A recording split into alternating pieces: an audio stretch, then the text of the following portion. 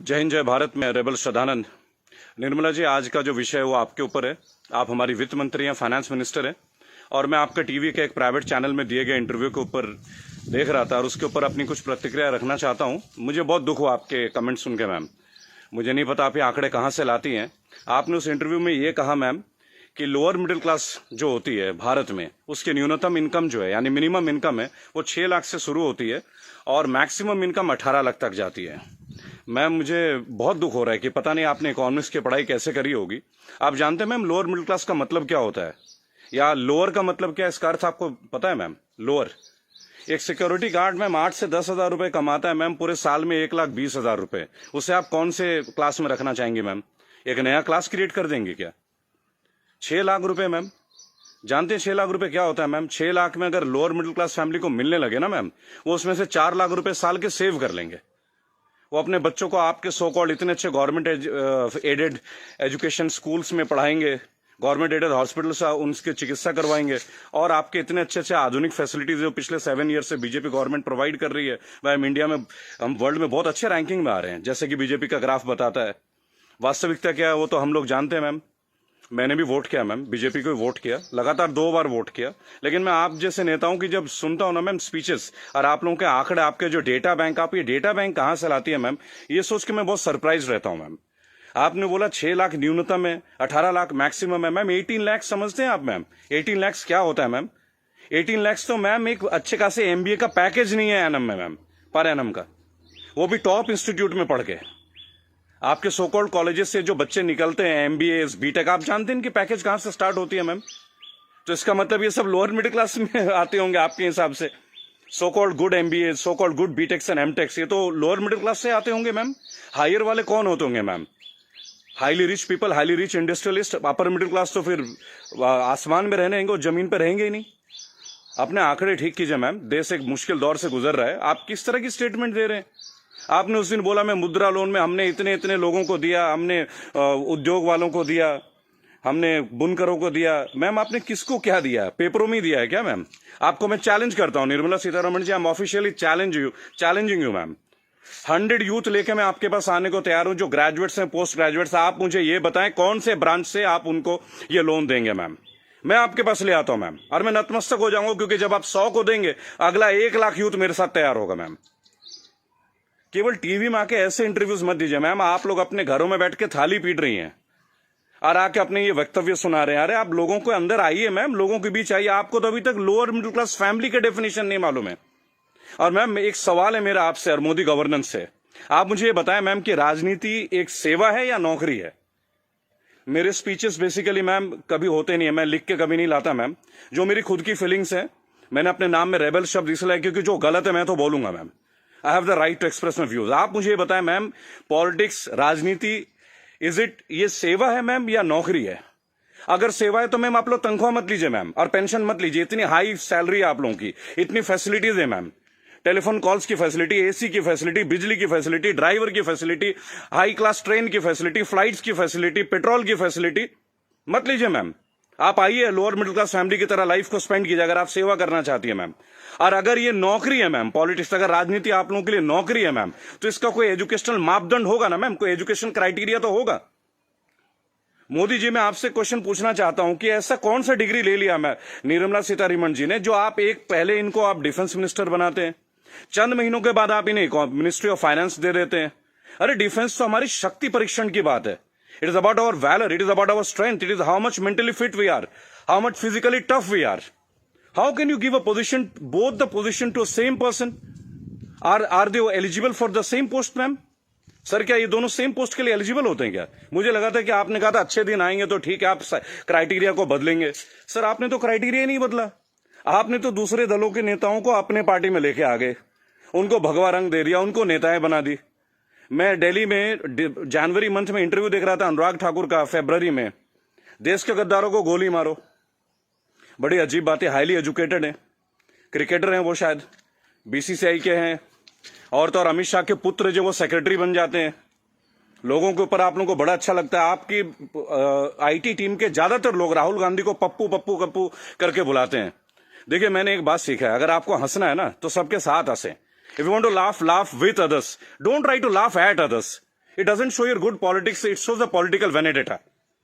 अभी प्रियंका गांधी जी ने बसों का इंतजाम किया तो बहुत सारा हवा मच गया कि भाई ये गाड़ियों टेम्पो हैं, वो हैं, फलाना है, ढहका है। अरे सर, आप 2000 बसें लगा दीजिए ना। चलो उन्होंने ऑटो दे दिए, टेम्पो दे दिए, पर उनको कुछ फीलिंग तो रहा, वो दे तो रहे हैं। आप लगा दीजिए 2000 के बदले 4000 बसें। किसने रोक रखा है आपको? उन्होंने तो ये तक कह दिया कि भाई हमारे बसों में आप बीजेपी का झंडा भी लगवा लें। गलत कर दिया क्या सर? उसमें भी आप लोग शोर मचाना लग जा रहा है। ऐसा लगता है जैसे you are always ready to fight instead of getting it worked. अच्छा देखिए, मैंने नितिन गडकरी का भाषण सुना टीवी में, ये लास्ट वीक की बात है सर। उन्होंने कहा स्वदेशी अपनाओ। चलिए सर, अपना लेते हैं, पर मुझे बताएं, मेक इन इंडिया और मेड बाय इंडिया, इन दोनों का डिफरेंस आपके मिनिस्ट्री का कोई एक मिनिस्टर मुझे दे सकता है क्या? मेक इन इंडिया है क्या सर?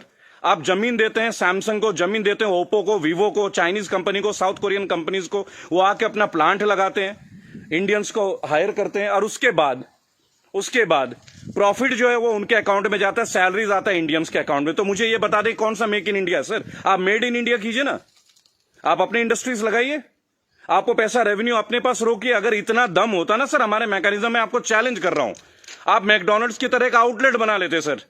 25 रुपए का बर्गर बेचने वाला भी लाखों करोड़ों रुपए डॉलर्स में कन्वर्ट करके इंडिया से लेके जा रहा है।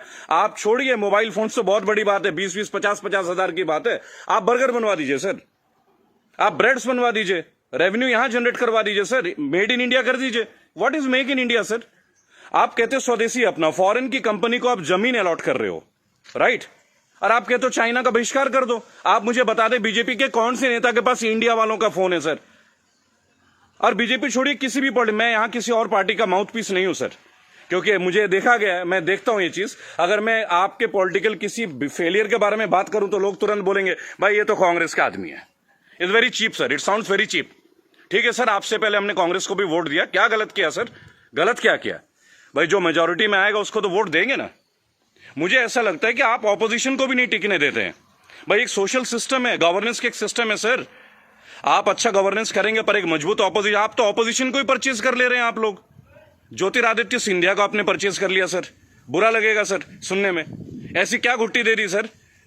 एक झटके में एमपी की गवर्नमेंट जो है वो कोलैप्स कर जाती है, वो भी उस दौर में जब कोविड-19 का दौर रहता है। तब आप लोगों को कोविड-19 का अवेयरनेस नहीं होती, तब आपको नहीं लगता कि लोगों के बीच आपको जाना चाहिए। अहमदाबाद में लाखों लोगों की भीड़ आपने कर दिया, नमस्ते ट्रंप कर दिया सर। क्या ये पॉलिटिकल फेलियर नहीं है? आज आप बता रहे अचानक से आपने 25 तारीख को लॉकडाउन कर दिया और 1 महीना तक आप नमस्ते ट्रंप की तैयारियां करवाते रहे sir. What is this sir? झूठी शान का हमें क्या करना है सर? आज सबसे पहले आप अपने नेताओं को बोलें कि वो कुछ भी बोले ना टीवी में, हेल्प तो आप करना नहीं। मेरी बात सुने सर, सब आत्मनिर्भर है। मजदूर कौन सा मर्सिडीज में घूम रहा है सर? उनके पैर में फफोले गिर रहे हैं। मैंने देखा निर्मला जी ने एक स्टेटमेंट दी, एक लेडीज बेचारी सूटकेस में, उसका बच्चा सूटकेस में बैठा हुआ घसीट के ले जा रही है, तो वो जवाब देती है कि राहुल गांधी को वहां नहीं बैठना चाहिए, राहुल गांधी को वहां जाना चाहिए। अरे राहुल गांधी को जो करना चाहिए वो छोड़िए, आपको क्या करना चाहिए? गवर्नेंस आपकी है, सेंट्रल में आप हैं, पिछले 7 साल से आप लोग हैं सर। हमेशा क्या स्टेट को फेल करते रहोगे क्या, या हमेशा ऑपोजिशन को गालियां देते रहेंगे आप लोग? सर मोदी जी चाय वाला पीएम बन सकता है, सुना था, देख भी लिया सर, बराबर। बाकी चाय वालों का क्या सर? बाकी लोगों का क्या सर? प्रवासी मजदूर छोड़िए, प्रवासी क्या होता है सर? सब भारतीय मजदूरी तो है। हर पूरा देश तो वैसे भी मजदूरी कर रहा है सर, पूरा देश मजदूरी कर रहा है। आप जितना ग्रोथ दिखा दो सर, ग्रोथ क्या है वो तो लोगों के जेब में आके देखो ना, लोगों के घर में आके देखो, बैंक अकाउंट में आके देखो कि पैसे हैं किन के पास और किन के पास नहीं है। मैं एक रिक्वेस्ट करूंगा सर आपको, आप अपने मिनिस्टर्स को काइंडली एक इंस्ट्रक्शन दें कि वो कुछ भी वक्तव्य दे। बहुत बुरा दौर है सर, इस बुरे दौर में कम से कम स्टेटमेंट्स अच्छे दें। कुछ अच्छा कर ना सके तो अच्छा बोल ही लें, लोग तो अपना कर ही लेंगे ना सर। सड़क में बच्चा मर जा रहा है, माँ बाप उसे कैरी कर रहे हैं, इससे ज्यादा दुखद स्थिति क्या हो सकती है सर? ये कोई पॉलिटिकल बात थोड़ी है। लेकिन मेरा एक सवाल हमेशा आपके साथ रहेगा सर, कि आप एक बात का जवाब जरूर दें। और जो भी लोग इस वीडियो को देख रहे हैं, अगर आपका संपर्क किसी भी पार्टी से है, कांग्रेस से है, समाजवादी पार्टी से है, तृणमूल कांग्रेस के लोगों से, कृपया मेरा वीडियो उन तक पहुंचाएं और उनको बोलें कि ऑपोजिशन इसलिए कमजोर है, केवल एक कारण है, क्योंकि इन पॉलिटिकल ग्रुप्स के जितने भी लोग होते हैं ना सर, जो सो कॉल्ड प्रदेश प्रवक्ता होते हैं, शायद वो बेहद कमजोर हैं। सांबित पात्रा से कैसे बहस कर रहे हैं, मुझे खड़ा कीजिए सर, मैं बताता हूं सांबित पात्रा से क्या बात करनी है, डेटा के साथ। स्मृति ईरानी के साथ बात करना है, मैं करूंगा सर। मैं उनसे पूछूंगा उनका क्या एजुकेशन क्वालिफिकेशन था जो उन्हें शिक्षा मंत्री बना दिया गया था। आप सीबीएसई को हैंडल, मेरे पास बहुत मुद्दे हैं सर, देश के करंट मुद्दे हैं। और सर चिंता मत कीजिएगा, मुझे आपसे कुछ हेल्प नहीं चाहिए सर, प्लीज।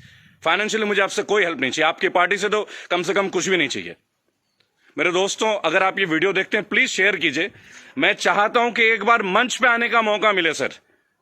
और अर्नब गोस्वामी जी, आप जो जिनको बुलाते हैं दूसरे ग्रुप के लोगों को बोलते it is my show, it is my show, god damn it, if it is your show why are you calling other people man? Don't call them. अगर आपको लोगों को बुलाना है, बात करना है तो मिलें, बात करें, उनकी सुने। केवल चिल्लाने से आप अच्छा एंकर नहीं बन जाते sir. I am very sorry to say that is the worst type of journalism I have ever seen. I am very unhappy sir. मुझे लगता था आपके अंदर स्पिरिट है, पर आप तो लोगों को शोर मचा के चैनल ब्लॉक कर देते हैं, उसको बाहर कर देते हैं। What is this way of journalism sir? कि मेरे इस सवाल का जवाब दीजिए। मेरे इस क्या फिल्मी शूटिंग करते हैं क्या सर आप? चलिए सर, मुझे बुलाइए अर्नब जी, एक बार अपने चैनल पे बुलाइए मुझे। 5 स्टैटिस्टिक्स पे बात करूंगा, ग्राफ के साथ बात करूंगा, डेटा के साथ बात करूंगा आपके साथ। उसके बाद अगर आपकी बोलती ना बंद कर दी ना सर, तो मेरा नाम बागी श्रद्धानंद नहीं। मैं बीजेपी के अगेंस्ट नहीं सर, मैं बीजेपी गवर्नेंस के अगेंस्ट हूं। मुझे नहीं लगता भगवा पहनने से ही मैं हिंदुत्व का पहचान करा जाएगा। मेरे अंदर बहुत हिंदुत्व है। कमाल की बात देखिए, मेरी आखिरी लाइन है, गौर से सुनिएगा सर। श्रद्धानंद पति मेरा नाम है, जाति से मैं ब्राह्मण हूं, पढ़ा हूं क्रिश्चियन स्कूल से, Saint Mary's English high school, और गर्व से कहता हूं सर, फादर हुआ करते हैं वहां पे, फादर गॉलबर्ट फर्टैडो, अब नहीं रहे सर, हमारे फॉर्मर प्रिंसिपल। क्या कमाल की शिक्षा दी है सर। इतने आईआईटीएन से निकलते हैं सर, कभी आप लोगों की जरूरत नहीं पड़ी सर। मुझे ताज्जुब लगता है, अंगूठा छाप के नीचे एमटेक वाला बंदा काम कर रहा है और हम उनको सुन रहे हैं। What the hell is going on sir? कहां है आपके अच्छे दिन? बुलाइए ना सर एक बार चैनल में। आपके जितने भी प्रवक्ता है ना सर, जितने भी प्रवक्ता है, अगर 10 मिनट का टाइम दे देना सर, उनकी बोलती बंद कर दूंगा। जय हिंद, जय भारत। मैं जानता हूं बहुत सारे लोग मेरे बातों से शायद नाराज हो, पर नाराज होना आपका काम है सर, मेरा नहीं। सही मुद्दे पे तो मैं बात करूंगा, जो नाजायज बात लगती है उसका तो मैं करूंगा सर। रेबल हूं तो रेबल की तरह पेश आऊंगा। जय हिंद, जय भारत। अगला मुद्दा 2 या 3 दिन के अंदर स्टैट्स के साथ आऊंगा सर। और मेरे दोस्तों, मैं दोबारा एक रिक्वेस्ट करता हूं, काइंडली अगर आप लोगों के पास कोई कॉन्टैक्ट है, मेरा वीडियो तमाम पॉलिटिकल ग्रुप्स के पास भेजें, एक मंच पे आने का मौका दें। इन्हें बताऊंगा सर, इन्हें बताऊंगा इन्होंने झारखंड के लिए क्या किया है, इन्होंने बंगाल के लिए क्या किया है, इन्होंने केरल के लिए क्या क्या, अरे उत्तर प्रदेश के लिए क्या क्या, वो भी बता दूंगा। हम भगवा में, उत्तर प्रदेश में सबसे महंगी बिजली हमारे यहां आती है। ये है ना अच्छे दिन।